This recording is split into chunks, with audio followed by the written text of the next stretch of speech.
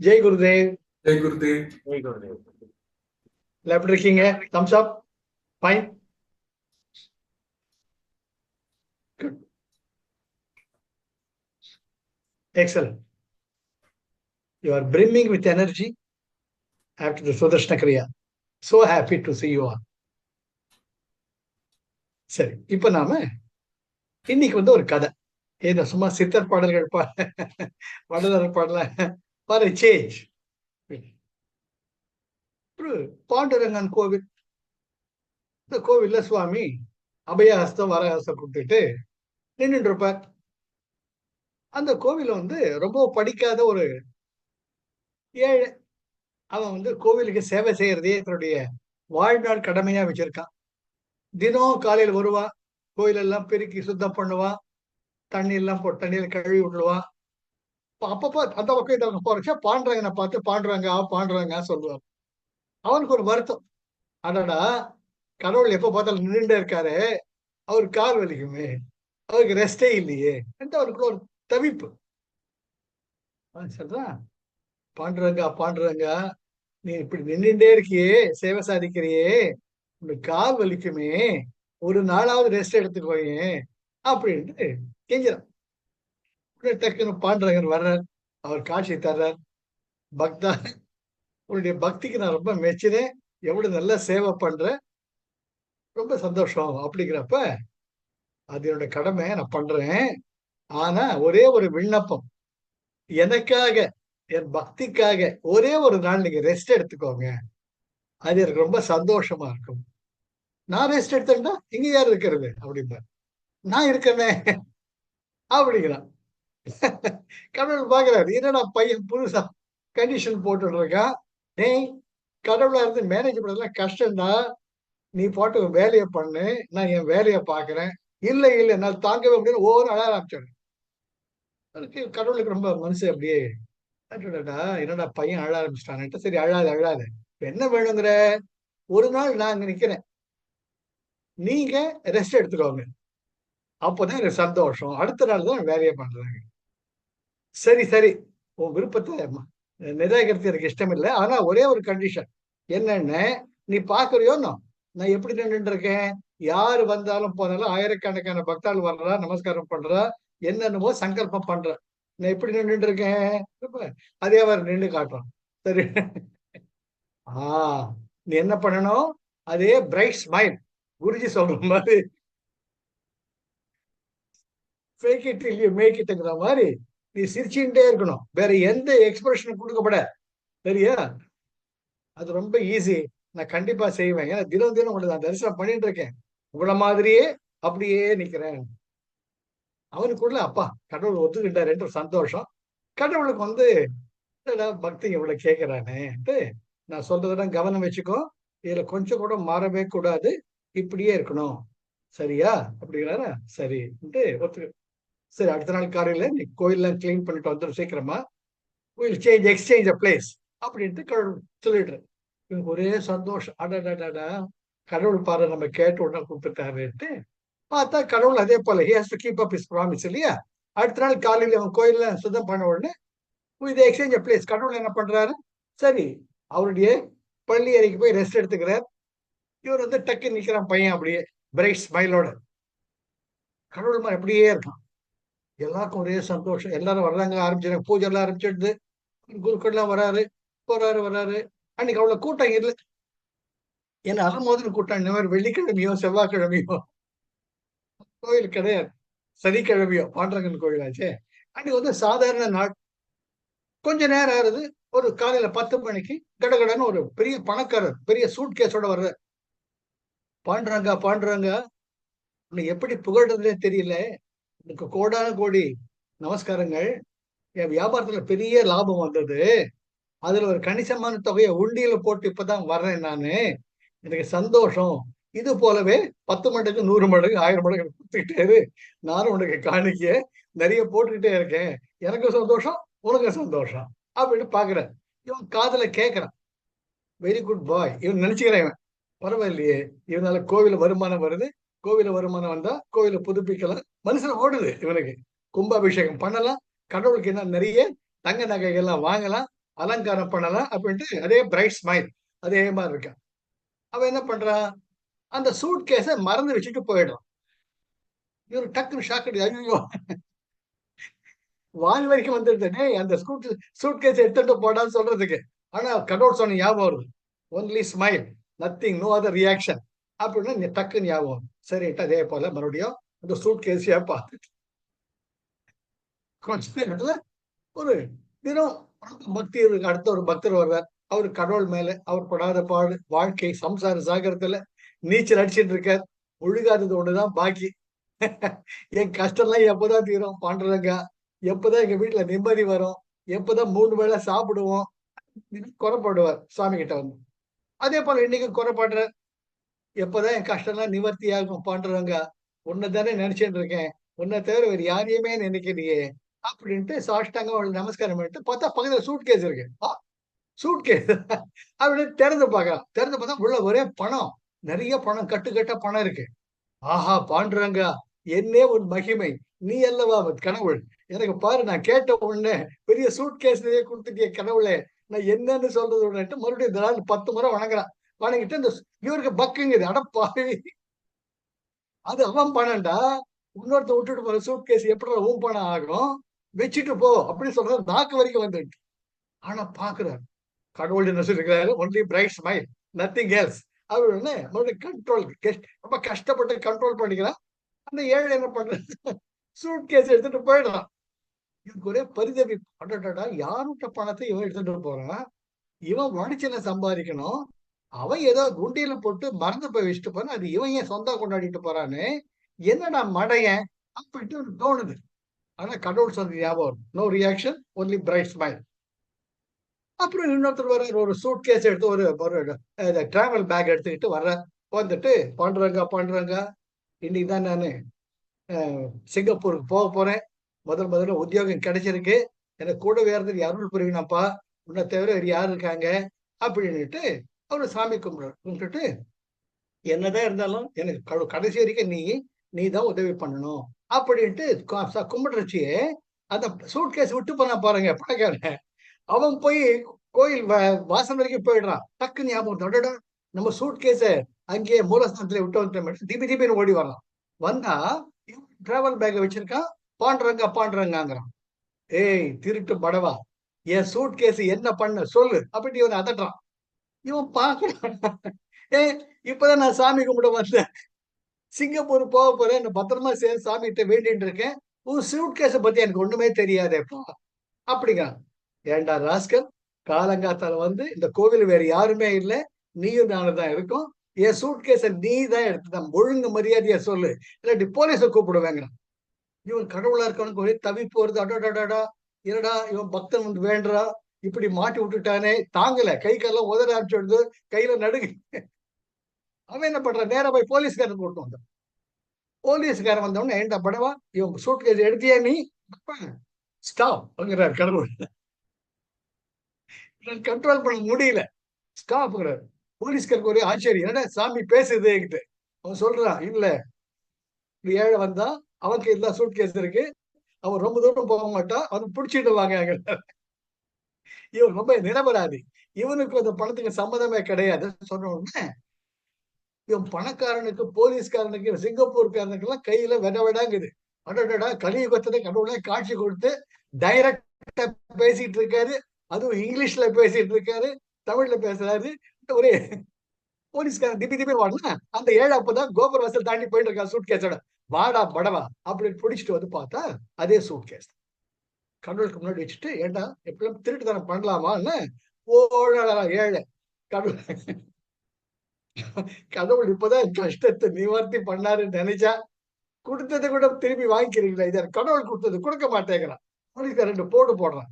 அவர் suit case நீ எடுத்து வச்சுட்டு கடவுள் கொடுக்குறாரு. கடவுள் எங்க கடவுளை கேட்ப பாக்குறான்.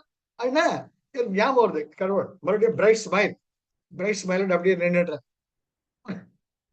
ஏழை லவ அடிச்சுக்கிறான். சாமி நீ தானே சாமி கொடுத்து இதை சொல்லு, போலீஸ்காரனுக்கு சொல்லு, போலீஸ் எங்க சொல்றது, பிரைட் ஸ்மைலோட இருக்க.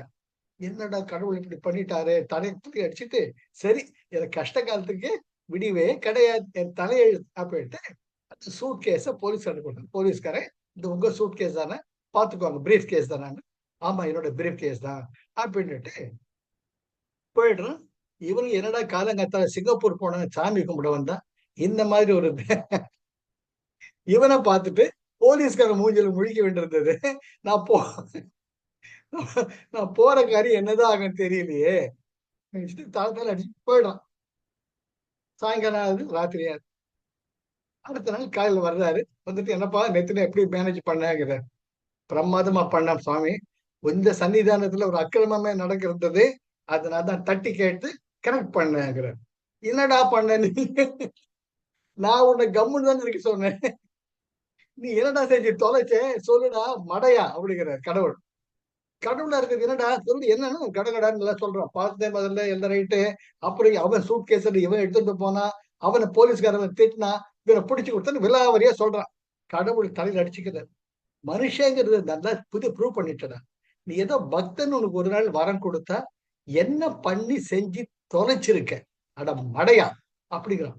ஓனோட கடவுளே எனக்கு உங்களை தெரியாது, எனக்கு நான் என்ன தப்பு பண்ணேன், அடே மடையா, அவன் கோட்டீஸ்வரன்டா, அவன் திருட்டு தொழில் பண்ணி பண்ணி அதுல கடவுளுக்கு ஒரு பங்கு கொடுக்குறான்ட்டு உண்டியில போட்டுட்டு அது திருடின பண்ணண்டா அவன் சூட் கேஸ்ல வச்சிருந்தது. அதுக்கும் அவனுக்கு சம்மந்தமே கிடையாது. அதையாவது ஏழைக்கு கொடுத்தா அவனுக்கு கொஞ்சம் தர்மம் கிடைக்கும், பாப காரியம் பாப கர்மம் குறையும், இந்த ஏழைக்கு உண்டான பணம் கிடைக்கும். நான் தாண்டா வைக்க சொன்னாங்க. அப்புறம் ஏழை வந்தா அவனுக்கு அவன் பரம்பரை பரம்பரையா ஏழையா இருக்கான். அவனுக்கு சந்தோஷம்னு என்னமே தெரியாது. சரி அவனுக்குரிய செல்வம் அப்படின்ட்டு அவருடைய பூர்வ கர்மா, பூர்வ ஜென்மத்தினுடைய புண்ணிய கர்மாவா அந்த சூட் கேஸ நான் தாண்டா அவனுக்கு கொடுக்க சொன்னேன். அவன் எடுத்துட்டு போனான். இவன் சிங்கப்பூருக்கு போறவன் இன்னைக்கு அந்த பிளேன் ஆக்சிடென்ட் ஆக வேண்டியிருந்துச்சு. அந்த ஏரோ தீப்பற்றி எரியும். ஆனா அவன் பக்தனா இருக்கிறதுனால அவனை லேட் பண்ண வச்சு அந்த ஃபிளைட் கிடைக்காம பண்ணிட்டோம்னு அவன் தப்பிச்சுப்பான் அப்படின்ட்டு நானு அவனை லேட் அவர் சொல்லி இந்த நாடகத்தை நடத்த நினைச்சேன். அது எல்லாத்தையுமே கெடுத்துட்டு வாயை வச்சுக்கிட்டு சும்மா சத்த நேரம் சும்மா இருக்கப்படாதா? அவன் திருட்டுப்படவா, அவன் பணத்தையே எடுத்துட்டு போயிட்டான். இவன் ஏழை, அவனுக்கு நான் கொடுக்க வேண்டி இருந்ததையே நீ தட்டி பறிச்சுட்ட. அவன் ஒழுங்கு மரியாதை லேட்டா போயிருந்தா ஃபிளைட்டை மிஸ் பண்ணுவான், அதையும் தட்டி அவன் ஃபிளைட் போயிட்டு இந்த பார் அப்படிங்கிறப்ப அந்த ஃபிளைட் அந்த அவர் இறந்துட்டார் அப்படின்ட்டு பிளாஷ் நியூஸ் வருது. பாத்தியாடா மடையா, இதுதான்டா மனுஷன். உனக்கு கர்மாவை பத்தி என்னடா தெரியும்? உன்ன போய் நான் ஒரு நாள் கொடுத்தனே உன் பக்திக்கு. சரி போ, இனிமேல் செய்யாத. கடவுளா இருக்கிறது அவர் சொல்லுவார் கிடையாது. நீ ஒழுங்கு மரியாதையா உன் வேலையா பண்ணு. இனிமேல கெக்க பெக்க கேட்டீங்கன்னா உனக்கு சாபம் கொடுத்துருவேன், ஜாக்கிரதை. ஓடிடா படம் வேணா ஓடிடலாம். அப்பதான் கடவுள் நினைக்கிற இந்த கர்மாவை பத்தி நம்மளை தவிர இவர் யாருக்குமே தெரியாது. அது தானா நடக்கும் கர்ம வினைப்படி. ஆனா அவங்களுதான் கற்பனை பண்ணிட்டு நான் கேட்டது கிடைக்கலையே, நான் கேட்டது கிடைக்கலையே. அவன் பணக்காரனா கொள்ள அடிச்சுட்டு இருக்கான், இருந்தாலும் கோவிலுக்கு பண்றானே, அவன் பாவ கர்மா குறையட்டும். இந்த ஏழைக்கு அதை போறதுனால அந்த ஏழை வயிறார சாப்பிட்டு இது யார் பணமோ அவங்க நல்லா இருக்கட்டும், அவங்க நல்லா இருக்கட்டும், அவங்க நல்லா இருக்கட்டும் சொல்ல சொல்ல அந்த திருட்டு படவனுடைய பாவ கர்மா குறையும், இவருக்கு சந்தோஷமா இருக்கும். அவன் சிங்கப்பூருக்கு போறவே பிளைட் லேட் ஆயிருந்தான் பழைச்சிருப்பான். எல்லாத்தையும் புரிஞ்சிக்காம இந்த ஜனங்க தனக்கு வேண்டியதான் நினைக்கிறாங்களே ஒழிய இது எதுக்காக நடக்குது, நாம் செய்த முன்வினை பயன் இருக்கணும்னு நினைக்கிறதே கிடையாது. கண்டதே காட்சி கொண்டதே கோலம் வாழ்ந்து பழகிட்ட ஜனங்களுக்கு பக்தின்னு என்னன்னு தெரியாது. தான் கேட்டதை கடவுள் கொடுக்கணும்னு நினைக்கிறாரு, கொடுக்க காட்டி கடவுளுக்கு கண் இல்லை மூக்கு இல்லைங்கிறாங்க. இது தாண்டா உலகம். அதனால மனுஷன்தான். அவன் நிஜமாலுமே தபஸ் பண்ணி கடவுள் அறைக்கு வந்தால் ஒழிய கடவுளை பத்தி அவன் புரிஞ்சிக்கவே முடியாது அப்படின்னுட்டு கடவுள் மறைஞ்சிருக்கிறார். மறுபடியும் பழைய போயிட்டு ரைட் ஸ்மைலோடு நிற்கிறேன். கதை நல்லா இருந்ததா? ஏன்னு ரமண பகவான் சொல்றார், கர்மம் பயன்தலர் கர்த்தனது ஆணையார். கர்மம் கடவுளோ ஒன்றி பெற, கர்மம் ஜடமதார் ஒன்றி. கர்மம் ஜடம், cause and effect, cause and effect, cause and effect. காரண காரியம். எந்த காரியமுமே ஒரு காரணம் இல்லாமல் இந்த வாழ்க்கையை நடைபெறுவதே கிடையாது. அது தலைவலியா இருந்தாலும் சரி, கோவிடா இருந்தாலும் சரி, நம்ம பணம் தொலைஞ்சு போறதா இருந்தாலும் சரி, நம்ம பணம் திருட்டு போறதா இருந்தாலும் சரி, நம்ம நல்லது செய்யறதா சரி, everything happens according to the karma. No two opinion about it. நம்ம சித்தனோட மூளை 450 கிராம். லேடிஸுக்கு மட்டும் கடவுள் ஏன் பிளஸ் 50 கிராம், லேடிஸுக்கு மட்டும் 500 கிராம். அங்க கூட பாருங்க கடவுள் அது எதுக்கு வச்சா தெரியல எனக்கு. You don't know. You don't, because it's beyond intellect. பெண் குழந்தைக்கு 500 கிராம், பெண்ணுக்கு 450 கிராம். ஆக மொத்தம் ஆம்பளைக்கு மூளை கொஞ்சம் குறைச்சு பெண்கள் கைடன்ஸ் கொடுக்குற ஒழுங்க முடியாதே கேட்டுக்கணும். தெரியும் எனக்கு தெரியும் குதிச்சோம்னா கடைசியில அப்ப இப்ப பாருங்க படுறீங்க உங்களோட அந்த பேச்சை வாங்கி அனுபவம் வாழ்க்கையில சொன்னேன். பல தரலாம் கேட்டீங்களா என் பேச்ச? படுங்க, உங்களோட சேர்ந்து நானும் பாடுறேன். ஆக காரண காரியங்கள் நம்ம வாழ்க்கையில அதனால்தான் குரு எல்லா குருக்களுமே live in the present, live in the present. Present is inevitable. Present is inevitable. Accept the people as they are. Accept the situation case. Opposite values are complementary to each other.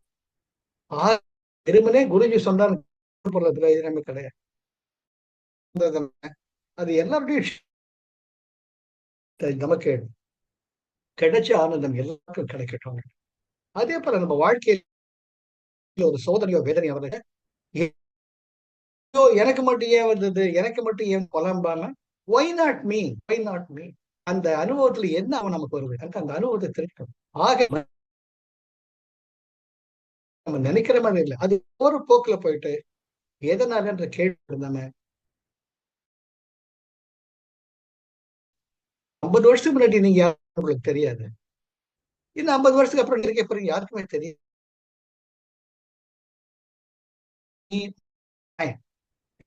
நம்ம என்ன ஆட்டம் ஆடுறோம். ஒரு நாள் கூத்துக்கு அவன் பண்ணி வச்சான், அவன் கர்மா போட்டு தெரியும். நம்ம ஜனங்க எப்படி எல்லாம். ஆக always the situation as it is. நான் கேட்ட உடனே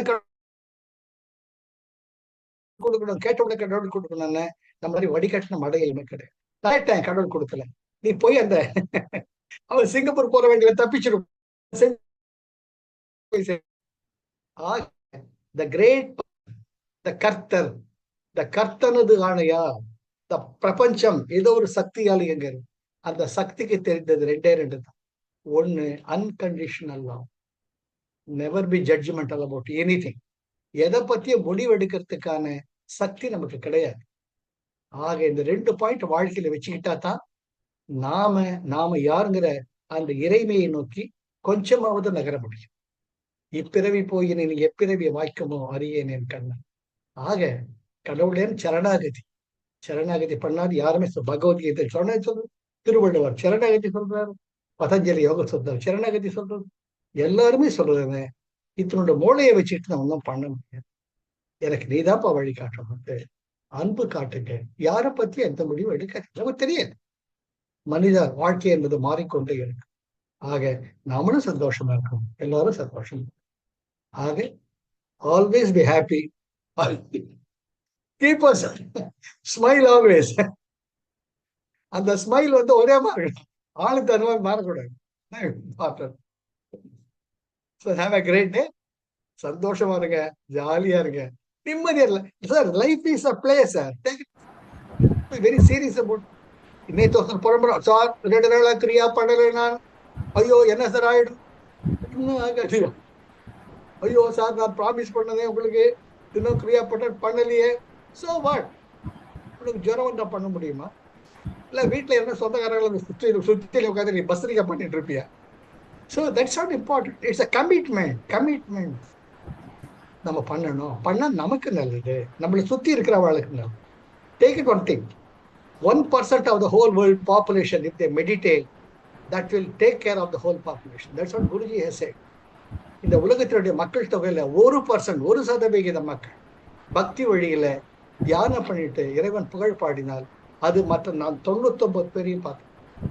It's not a word, it's a promise by Guruji.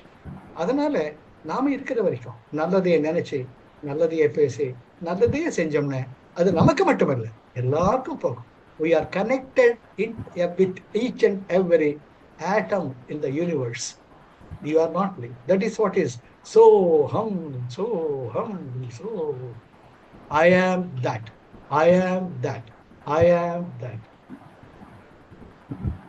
புரியுதா? அண்டத்தில் உள்ளது பிண்டத்தில், பிண்டத்தில் உள்ளது கடவுள் எங்கேயுமே இல்லை, நம்ம தான் கடவுள். அந்த கடவுள் நிலையை அடையத்தான் இந்த மனித பிறவி கிடைத்திருக்கிறது. அரிது அரிது மானிடராய் பிறந்தது அந்த அற்புதமான பிறவி கிடைச்சிருக்கு. நம்ம சந்தோஷமா கடவுளை போல நம்ம முயற்சி பண்ணி சார்ந்தாவது அடைய முயற்சி பண்ணுவோம். நான் தான் கடவுள் டிசைட் பண்ணிட்டேன். We will be landing in trouble. We will be landing everybody in trouble. Okay. Have a great day. Life is love. Life is joy. Life is enthusiasm. Jai Gurudev. Thank you, Arun. Thank you for the opportunity. Jai Gurudev.